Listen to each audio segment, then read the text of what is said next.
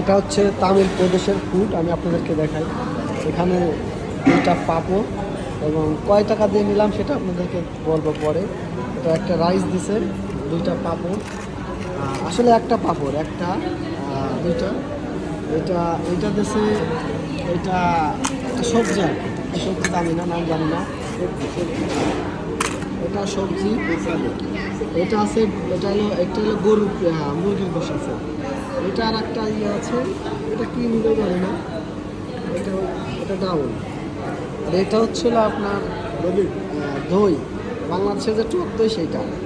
এটা খাচ্ছি, ওই যে বড় ভাই এনেছে, আমি আর বড় ভাই, তো এগুলো সব হালাল। এটা রেস্টুরেন্ট, তামিল রেস্টুরেন্ট। তো এটা আমরা নিয়েছি হচ্ছিল মাত্র $2 দিয়ে, সরি 2 রুপিয়া, 200 রুপিয়া।